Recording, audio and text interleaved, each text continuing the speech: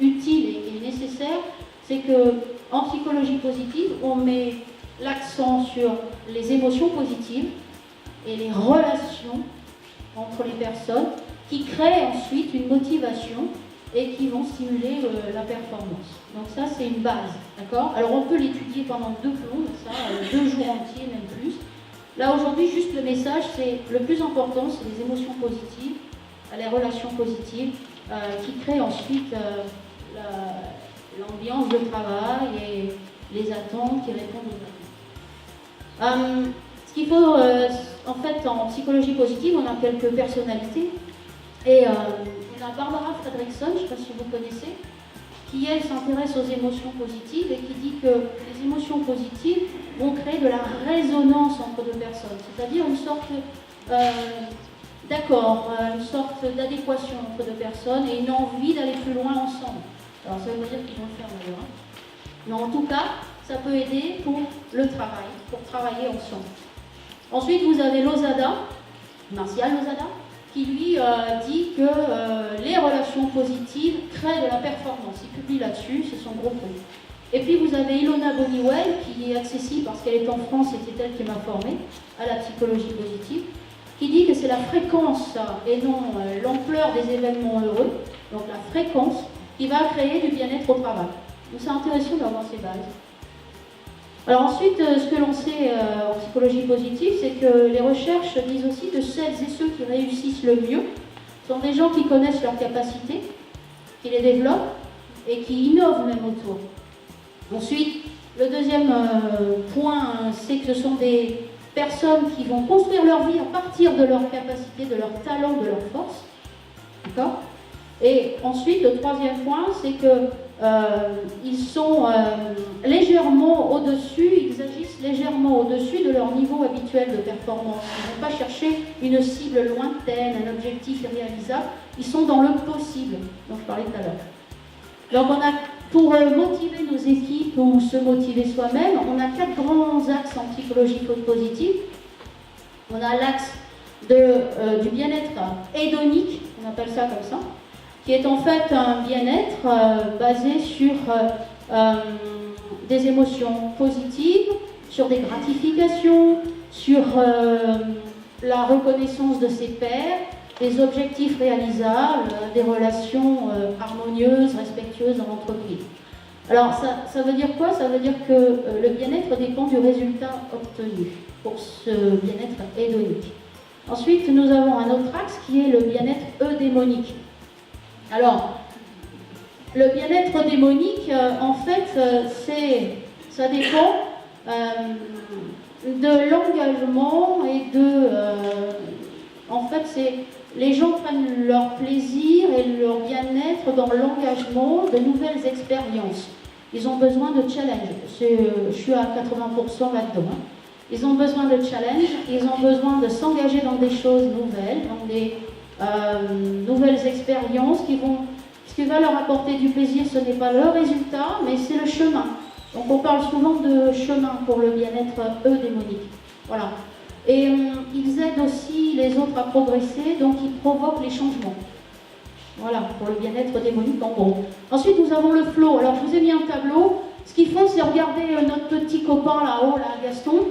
Le flow, en fait, est un outil utilisé aussi et étudié en psychologie positive. Et tout à l'heure, c'est Charlotte qui vous en parlera. En fait, le flow, c'est la rencontre entre ses compétences, d'accord, et ses atouts, ses talents, et un niveau de challenge élevé. Maintenant, attention, juste au-dessus, il faut que ce soit possible et réalisable. Voilà. Et en fait, le flow, c'est ce que les sportifs appellent, et je trouve que c'est une belle image, la zone. Et la zone, en fait, c'est pour eux, c'est un moment où ils se sentent complètement, ils s'oublient, ils se sentent bien, ils oublient le temps, ils oublient les objectifs. Par contre, leurs gestes deviennent instinctifs, fluides, mais extrêmement précis.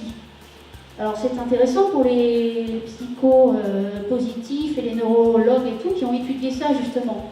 comment en s'oubliant, ils peuvent arriver à faire quelque chose d'extrêmement pointu. En fait, les grands sportifs disent ressentir un bien-être intense dans ces moments-là. Ils sont dans une bulle et ils ne se posent plus de questions, il n'y a plus de doute, plus de jugement. On est dans le on fait, je fais, point. Et souvent, derrière, c'est de la performance et de la réussite. Les grands sportifs fonctionnent avec ça. Ensuite, en suivant les... Alors, on en est aux forces là. Alors là, je vous ai mis une devinette. Donc ça, c'est le quatrième élément, le quatrième axe étudié par les sciences psychologie positive. C'est pour définir les forces. Qu'est-ce que c'est qu'une force? Un talent. Alors la réponse, vous avez peut-être deviné quelques éléments.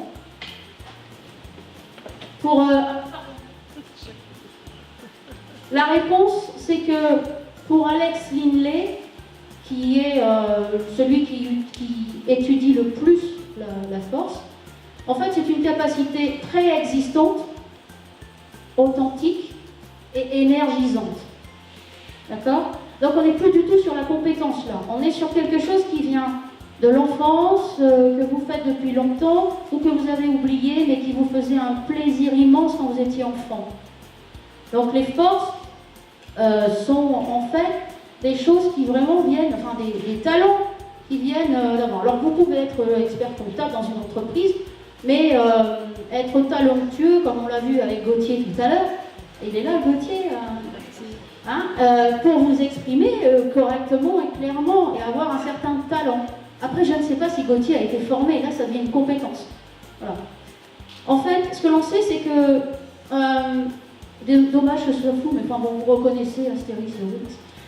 Les forces, quand on suit nos forces, en suivant nos forces, on se rend compte qu'on mobilise de l'énergie, on est beaucoup plus actif, réactif, créatif, on a moins de douleur, on gère mieux notre stress, on est beaucoup plus au niveau des relations, beaucoup plus harmonieux puisqu'on fait quelque chose que l'on aime. Les forces, on aime ça, on aime le faire. C'est quelque chose qui nous, entre guillemets, qui nous fait kiffer, comme on pourrait dire aujourd'hui. Du coup, tout le reste devient facile. D'accord? Donc ça, c'est intéressant. Et les gens qui utilisent leurs forces réussissent beaucoup plus facilement. Alors les forces, elles ne peuvent rien avoir avec le métier ou avec le poste. Par contre, elles peuvent apporter au métier ou apporter à la communauté ou à l'équipe, voilà, ou apporter tout simplement à une entreprise. Bon. La psychologie positive s'intéresse aussi au bien-être au travail à travers les 4 que je viens de vous énumérer, mais aussi à travers la méditation. La méditation dite de pleine conscience, en France on l'appelle comme ça, qui est en fait basée sur la mindfulness based stress addiction de John Kabat-Zinn et que M. Sean Minton a beaucoup mis en place en France chez Google et autres. En fait, la méditation va apporter pratiquement les mêmes choses que les autres aspects, c'est-à-dire qu'elle va permettre de prendre du recul. Surtout, l'apport de la méditation, c'est de prendre du recul par rapport à ses pensées, ses émotions. Ça, c'est le point le plus important, c'est que ça permet vraiment de se dire, bon, ok, là je prends du recul, je me mets dans le présent, finalement, ce qui s'est dit là, c'est peut-être pas pour moi. Bon. Et la méditation permet de poser les choses. La méditation permet du coup, en posant les choses, d'être moins stressé, moins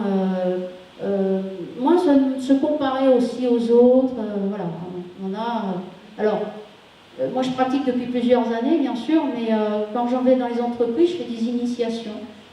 Et ça permet de retrouver les gens comme ça peut paraître bizarre, mais oui. Et ça peut être quelques secondes, ça peut être quelques minutes, ou même une heure s'ils veulent. Donc les apports sont bien sur la santé, c'est prouvé aujourd'hui, des études sont faites sur la santé, sur la créativité, sur la performance au travail. De toute façon, ça s'est prouvé aujourd'hui. Alors bien sûr, si après vous voulez des références, on vous donne.